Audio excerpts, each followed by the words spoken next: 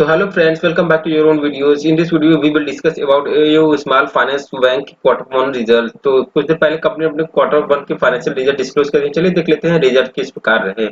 सबसे पहले कंपनी के टोटल इनकम की बात कर लेते हैं, यानी सेल्स की बात कर लेते हैं। तो पिछले साल जहां सेल्स थे टोटल 2458 करोड़ के, वहीं इस बार 53% का शानदार जंप आया है। इस बार आया है 3769 करोड़ के। अगर क्वार्टर क्वार्टर बेसिस पे देखा तो जो पिछले क्वार्टर में 2830 करोड़ के सेल्स थे, वो बढ़ करके 3769 आए हैं। यानी अगर क्वार्टर क्वार्टर बेसिस पे देखा जाए तो कंपनी के सेल्स ठीक ठाक जंप देखने को मिले हैं, और वो जंप ऑलमोस्ट जो है परसेंटेज जो है 33% देखने को मिले हैं। नेट प्रॉफिट के फ्रंट पे बात करें तो जहाँ पिछले साल नेट प्रॉफिट 387 करोड़ के आए थे, इस बार नेट प्रॉफिट में 30% का जंप होकर के आया है 503 करोड़।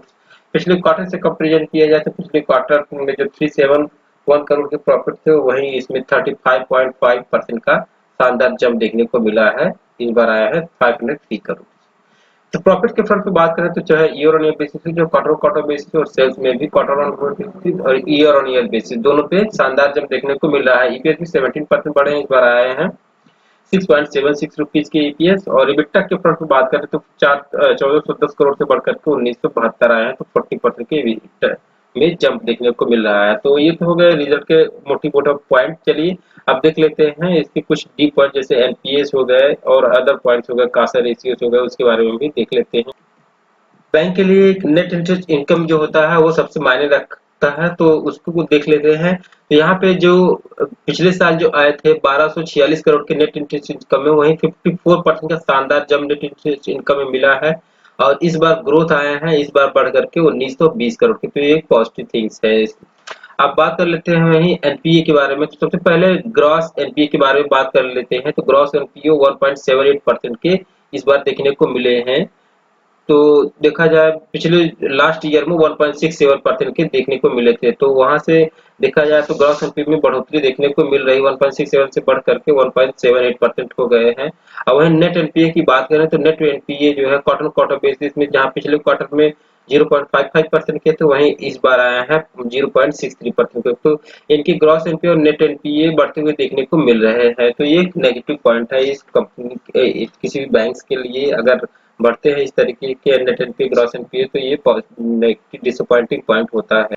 कासा रेशियो एक बार चेक कर लेते हैं। कासा रेशियो किसी भी बैंक के लिए, अगर डिपॉजिट्स होते हैं, डिपॉजिट्स में ग्रोथ देखने को मिलता है, तो एक अच्छी बात होती है। तो कासा रेशियो में बात करें तो Kasa ratio quarter quarter basis पे 2% बढ़ते हुए देखने को मिले हैं। इस बार है 32,035 करोड़ के कासा रेशियो आए हैं, तो ये एक अच्छी बात है, जिसको बैंक ने जो रेशियो होता है 33% का, उसको मेंटेन किए हुए, तो ये एक पॉजिटिव बात है इस बैंक के लिए। तो ओवरऑल देखा जाए बैंक की जो रिजल्ट काफी शानदार आया है। नेट एनपीए और ग्रॉस एनपीए के फ्रंट पे थोड़ा सा डिसअपॉइंटिंग देखने को मिल रहा है। चलिए देखते हैं मार्केट किस प्रकार परफॉर्म करता है आने वाली ट्रेडिंग से। तो मुझे तो लगता है कि जो है कुछ ऑन एन एवरेज ही कहेंगे। एक बार देख लेते हैं चार्ट पे कैसे दिख रहा है। तो ये हमने वीकली टाइम फ्रेम पे चार्ट ओपन कर रखा है इसका, और चार्ट को पैरालाइज करेंगे तो स्टॉक जो है काफी समय से एक ट्रेंड लाइन पे ये सपोर्ट ले रहा था बार बार, और ये ट्रेंड लाइन ये जो बना है यहाँ पे सपोर्ट ले रहा था, कई बार सपोर्ट लिया, और फाइनली स्टॉक ने जो कुछ इसमें जो न्यूज थी इसकी वजह से स्टॉक ने जो है इसको ब्रेक डाउन करके आज इस समय नीचे ही ट्रेड कर रहा है। और करंट टाइम पे देखेंगे तो स्टॉक जो अपना लो लगा करके 550 रुपए का लो लगा करके, और करंट टाइम में एक रेंज है, इसको अगर डेली टाइम फ्रेम पे एक बार चेक करें, लास्ट ट्रेडिंग सेशन में स्टॉक में 4% से ज्यादा की डाउनफॉल देखने को मिला है। और स्टॉक जो है बार बार इस ट्रेंड लाइन पे सपोर्ट ले रहा है, यहाँ पे 3 बार, फिर अगेन यहाँ पे लगभग सपोर्ट ले लिया है, 4 बार सपोर्ट ले चुका है। स्टॉक के रिजल्ट तो मुझे काफी बेहतर लगे हैं, हालांकि नेट प्रॉफिट और नेट एनपीए के फ्रंट पे थोड़ा सा डिसअपॉइंटिंग देखने को मिला है। अगर बाई चांस स्टॉक जो है अच्छे लगते हैं, तो जैसे ही इसके लेवल को ब्रेक करता है, वो लेवल मुझे देखने को मिल रहा है लगभग 660 रुपए के लेवल को जैसे ही ब्रेक करता है, स्टॉक में हम लेवल देख सकते हैं 685 80 से लेकर 85 के बीच में देखने को मिल सकता है।